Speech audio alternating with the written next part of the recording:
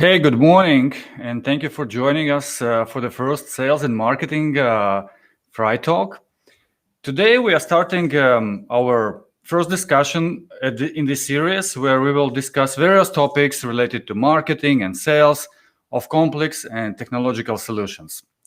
And let us start with the very interesting topic, and I think a very exciting topic as well, about expansion to international markets for B2B companies. And as a guest speaker for today, I have my fellow business partner and friend, Roland Sozolinch.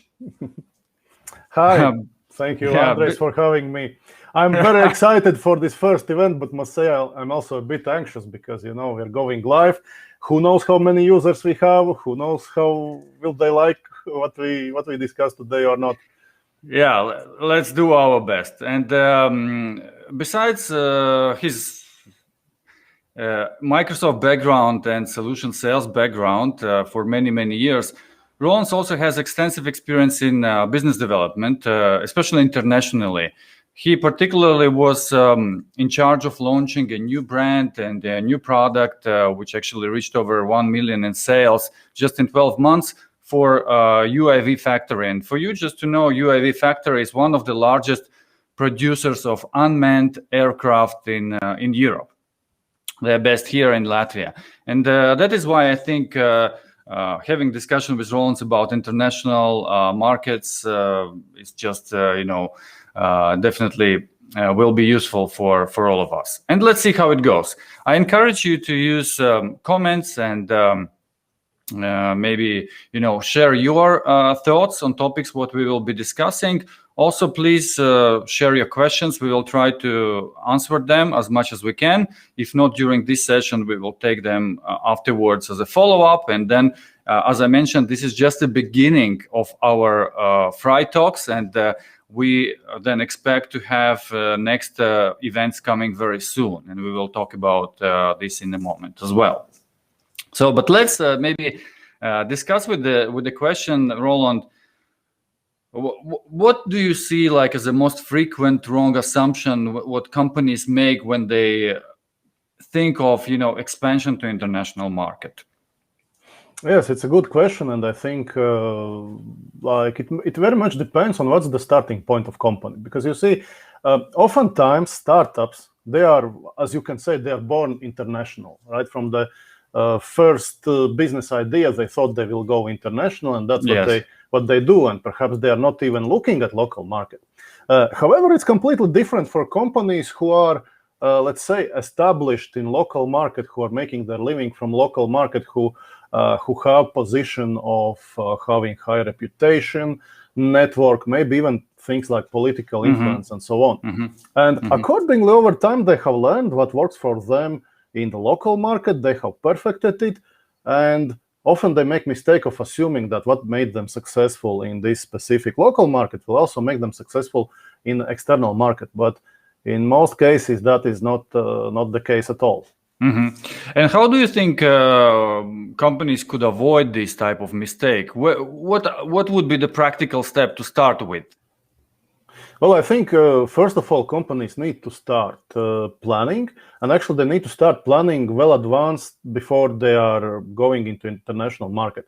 And why it is important? It's important because, you see, when preparing for expansion, companies usually are building quite a lot of things. Maybe it's websites, maybe they are hiring salespeople and so on. So it's very useful to start planning early and actually think the whole thing through. Starting with questions such as which market to go exactly and why, because markets are very different from starting from the size down to the costs of marketing in different markets. Looking at number of customers actually there. And today there is a vast number of data which is commercially available so that you can real precisely target and understand your customers, basically define your ideal customer profile, and then see, analyze, identify precise number of customers in respective country. So these are things which is worth doing well before, and also doing things like really planning resources. Because one thing which obviously happens after lead generation is that suddenly the amount of work that sales team, technical, pre-sales, and sometimes even legal, onboarding, customer success needs to do actually escalates quite dramatically. Yeah, definitely. Resource question is very important, especially thinking of if you're going globally. One thing you have, your local sales team taking care of, direct communication with the customers. They engaged with them directly. They probably have enough capacity, or at least should be having enough capacity covering these, local customers. And when you're expanding locally, then the number dramatically grows as well. So you need to reach not just few customers or maybe tens of customers, but then suddenly it's like thousands or even tens of thousands of prospects you need to touch before you actually getting into the conversation about the possible deal. So how to deal with this challenge as well? Could you share any experience maybe? Yes, actually what happens is that companies really need to understand that working in international markets, it's a completely different game. It's a game of large numbers. So just to give you an example, for example, if company aims to close, let's say, even as little as 10 new deals from international markets in a year, it means that probably they need to engage in managing something like 20, maybe 30 opportunities. To get to those opportunities, probably they need to qualify perhaps as many as hundreds of sales qualified leads, which turns into several hundreds of marketing qualified leads, perhaps as much as 1,000 of leads. And to start, they need to get their advertising in front of tens, maybe hundreds of thousands of people, right? And to handle this volume and to handle it well, companies cannot really do it without certain technologies. Mostly I refer to here to marketing automation, also CRM, and then also unbelievably important is to be able to integrate very tightly together marketing and sales, right? Because suddenly this team really needs to work together very tightly, because every lead which marketing generates needs to be followed up by sales. Then there needs to be feedback cycle. Basically, every week we need to sit together. We need to discuss how is it going. Are you getting the right quality of leads? What leads tell about marketing content? Should we change something? And that's not too simple thing to do. It requires quite a bit of training of team. It needs very strong executive support, and it needs quite a lot of change in the way things are done. Yeah. I also can just add on top of that per my experience, usually when you talk to companies and technology companies, what we work with often, they say that we are doing many of these things what you guys like telling us we need to do. We are doing like, I don't know, customer outreach, we are doing customer events, we are doing like campaigns and so on and so forth. But still something is missing, and I think you're pointing very rightly the necessity of having like interconnected system, which is not just set of ad hoc different events, but rather like planned and well executed process, which consists of different stages, which is clear in terms of the objectives, KPIs, and then there is ongoing feedback loop, which allows basically you understand what works and what's not, and what needs to be adjusted. And I think what sometimes missing as well is that this feedback loop needs also include the direct feedback from the customers, so that it's not based only on our own assumptions, so that we think that things are not happening because of that reason or another reason, but we certain about this. So we ask customers directly, and then based on their feedback, based on their kind of inputs, we can adjust campaign or our activities immediately. And system makes a lot of sense for that reason. But what else can help you getting better prepared for engaging international customers? How companies can prepare themselves even better?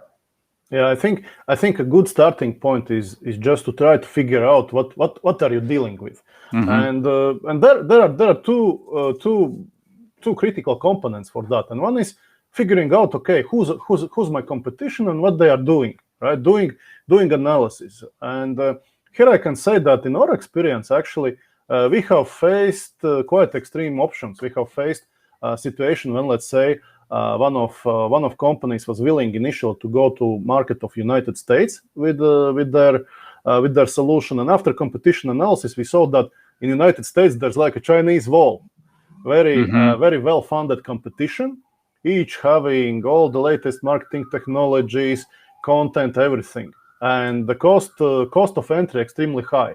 Back then, I remember we did a keyword research, and we found out that for main keywords, the cost per click is something like $25, which means that you would be paying like $400, $500, $600 just to get somebody, registering for your ebook or visiting webinar. And then we decided that, then we offered, actually recommend the customer to reposition their product to European companies, to SMB, because because the competition is less, cost is less, so less risky. And that is one thing. And second thing, which I find extremely important, is actually to conduct, actually to talk to your customers, to conduct customer interviews, because sometimes it's possible in couple of weeks unearth such a treasure trove of information that you cannot do in any other way. And in our experience, we also have had such cases that, let's say, if we ask a client, in what category is your solution? Is it like a cat, a dog, or bat? And customer saying it's clearly a dog, right? But when we conduct interviews with customers and we ask, okay, how did you make decision about purchasing this solution? How do you see it? How do you describe it? What do you think? What category of solution it is? It turns out customers tells no, it's clearly bad, all right?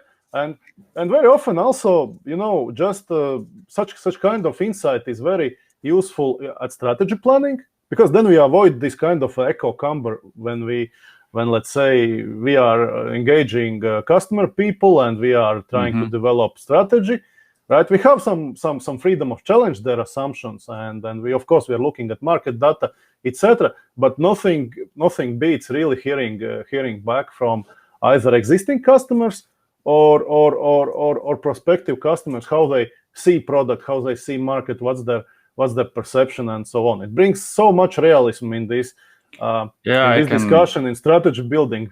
Right? I can certainly agree. I remember myself having an interview with some customers of our client who wanted, as you described, also to enter other market, and it was very kind of interesting to see how different is perception of customers versus the client itself on the same things, like product, the naming of the product even. So though they speak the same language, but when you ask, about this particular product, clients were not really calling it the same words. So they used even different wording for describing the product and so on. And that actually helped us to adjust the whole messaging, the whole kind of value proposition even for their expansion to other markets. It was really helpful, and I strongly suggest actually doing these interviews. And it doesn't cost a lot. It's matter of your kind of effort. You can do it even on your own. Just call your customers, spend with them like maybe 15 minutes even. Would be enough. If you have well-structured questionnaire, what you want to ask, and you clearly know what the outcome you are looking for, it will be very, very valuable exercise to do. Okay, so system, strategy, evaluating market from different perspectives, that's kind of clear. But when it comes to the bringing your offer to the new market, what I have seen also, that in many cases the same offer what you have in your home market not necessarily will be working on other markets, and there are several reasons because of that. So it's different competition landscape, it's a different customer kind of needs and decision-making process, and many others. What do you think, how important it is about looking at the offer, and at what stage of the process the offering should be kind of also decided and redesigned, maybe even? Yeah, I think it must be one of the earliest things, because you see, when you are planning strategy or analyzing market, you are actually you are in much better position if you go very narrowly, and if you look to answer exactly question how to sell exactly this product, exactly this value offering into respective market, then it's the easiest. But in practice, I can say that when we work on strategy, usually it's somewhat iterative development, because you see, we start with at a certain starting point that customer says, okay, I have this kind of an offering and we would like to go to international markets. Then we have a couple of calls with, let's say, customers. Then we do competition analysis, and we come back with quite a bit of feedback and quite a bit of insights of how we think it would make sense to reposition perhaps this product, or as I mentioned in the example earlier, perhaps completely, let's say, forget to go, let's say, to United States market, but let's say focus on SMB market in European Union instead. So this should be done pretty early, but also it's not like carved in stone. Probably during strategy phases there will be some new changes, and once the campaign hits the market, it can happen that in a month or two we realize that it would make sense to again do some kind of adjustments and then changes. Yeah, and by the way, we have a couple of questions also and comments from the audience, and one thing is about what is your approach to establishing feedback cycle? And as I already mentioned, and Roland, feel free to add, I think what is really important is to make sure that the sales and marketing works together, hands to hands. Yeah, and they plan together, but they also execute together everything related to this initiative. And what we usually do, we run like regular meetings together with the sales and with marketing, and we jointly discuss basically all the insights, both from the marketing perspective, so what has been working, what's not, and also listening very carefully to salespeople, because these are guys who are speaking directly with the customers during the follow-up process. They hear the feedback about everything what we do from the marketing perspective. The content quality, the messaging, how much is it resonating, how much actually it's meeting the expectations from the customer perspective. And also they are asking questions, and this is most valuable part of this conversation.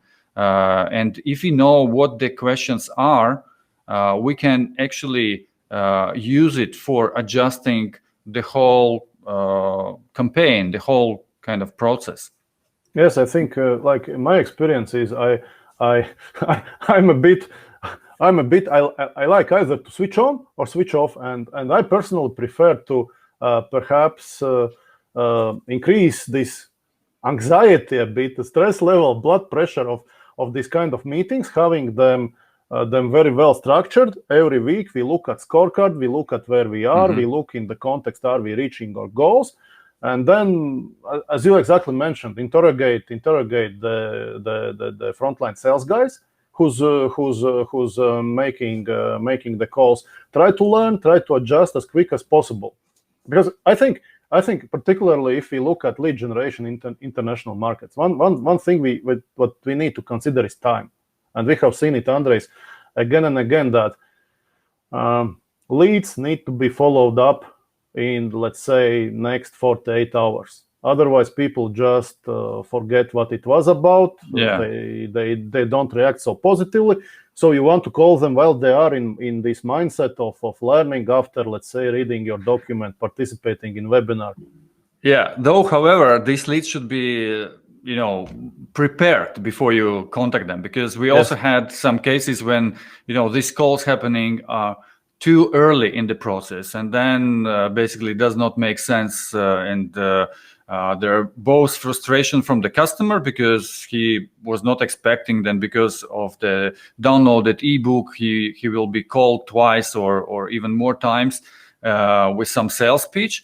On the other hand, it's also a frustration for the salespeople because they call and then they see that customer is not ready to talk to them, and then they basically have doubts whether this system works at all, and then they have this opinion that marketing is not really something what can help them grow.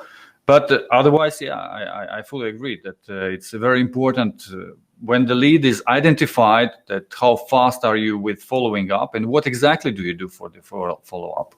Yeah, and I think what we have seen again and again as a best practice is that actually, first of all, there needs to be clear structure.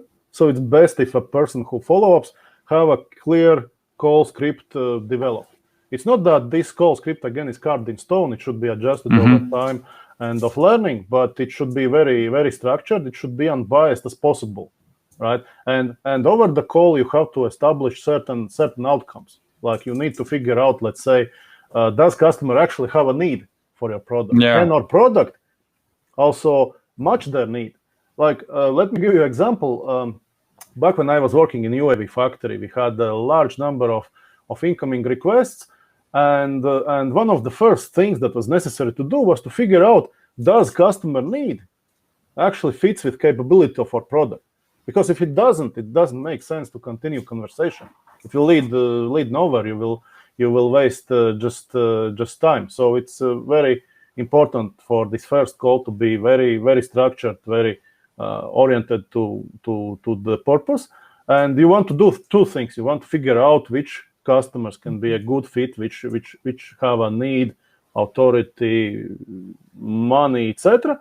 And you want to make decision of which leads stop working on. Because the more you send poor quality leads further down the line in system, the more waste there is and the more time wasted.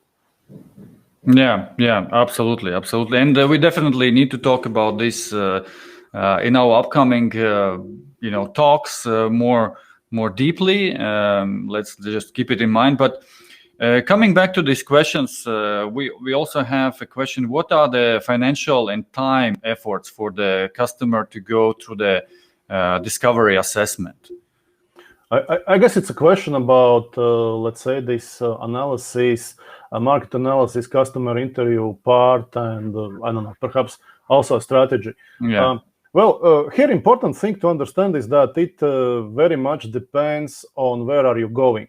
Because again, if you are going to the market of United States, it makes sense to invest as much as possible effort in understanding the market, doing interviews. Also, a good idea is actually to purchase or get access to account intent database so that you can really understand what's going on in the market. And the reason for that is quite simple, because again, as I mentioned, the US market is extremely expensive and lead can cost hundreds of dollars. So you want to make sure right from the start that you are well prepared. Contrary, if we are going, let's say, to some market in Central Eastern Europe, which is rather inexpensive, right? Then perhaps it doesn't make sense to spend so much time on deep analysis, but just experiment fast, see what works. Yeah, right? So you have much more room for experimenting in safe environment, relatively safe or maybe relatively cheap. But nevertheless, I would definitely also recommend not consider this as something very heavy in terms of investment, both financially and time-wise. It's a matter of, really understanding, first of all, what you are missing on the picture. That's one thing. But secondly, there are two ways of doing this. One is that there are plenty of available data ready, what you can either access for free or buy, on demographics, firmographics, intent, and many other data what can help you understand the market potential and the cost, what is also important for you for doing business there. But secondly, you can just interview internal people, people who are on daily basis working with customers, and already doing that you can learn a lot. And if you even take few interviews yourself with the existing customers or potential customers, it will give you a lot of insights as well. That is my personal experience, and I definitely recommend consider doing this. And that is also the question for another question is whether the outcome you are looking for, isn't that creating a cognitive bias? Depends. I mean, I was mentioning the outcome, not outcome in terms of what you expect people to answer you, and this is actually very often happening as well. So we are kind of trying to get answer what we would like to get. But in terms of expectations, I was more referring to actually be clear about what you want to learn from the customer. What are you missing again on your picture, right? And answering right questions, you can do very quickly the interview. I have done, in some cases, interview in 15 minutes, and it was totally enough to understand or to get missing parts for our projects. Okay, so let's move on. I think, yeah, we don't have much time left, and I think just maybe as a wrap up for our first conversation, again, what we have discussed was that first of all, you need really to do some pre-work, so some analysis of the market, and there are plenty of different ways and tools available, and we will definitely going deeper into these directions in our upcoming sessions. Then secondly, you have to consider building a systematic approach, yes. Because then it will, yeah. Yes, and if you ask me just one thing, what's the single most frequent point of failure in such let's say demand generation campaigns in international markets? It's a lack of system. It's very rarely one thing or other thing, but it's rather lack of system, lack of strategy. Yeah. And then again, after you have the system in place, you basically have to be very closely working together between different teams. So marketing cannot do it alone, same as sales cannot do it alone. So only working together can create scalable approach for you going to international sales. Okay, so I think if you don't have more questions, let's see if we have any additional question. I think we don't. So then we would like to thank you for being with us in this first session.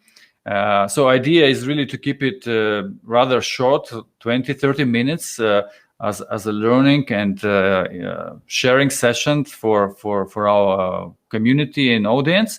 And actually, we will continue. And in 2 weeks from now, we are going to have one interesting guest speaker.